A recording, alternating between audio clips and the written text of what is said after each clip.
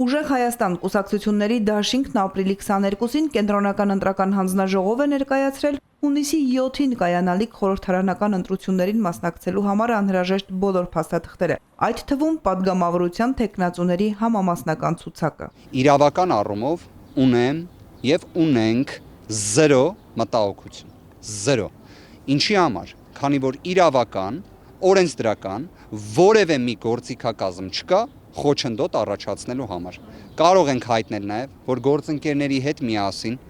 մանրակրկիտ կերպով ուսումնասիրել ենք նաև բոլոր փաստաթղթերը նախքան դրանց ներկայացումը։ Փաստաթղթերը ընտրական օրենսգրքի եւ կուսակցությունների մասին օրենքի տեսանկյունից հավուր պատշաճի են, համապատասխանում են օրենքի բոլոր պահանջներին։ Դաշինքի նախընտրական ցուցակը գլխավորում է Նարեկ Կարապետյանը, երկրորդ համարե փաստաբան Արամ Վարդևանյանն է, երրորդը Գոհար Մելոյանը։ Մենք գնում ենք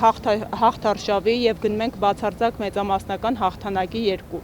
Մենք գնում ենք, որպեսզի մեր հասարակության, մեր ժողովրդի ծանր սոցիալական վիճակը,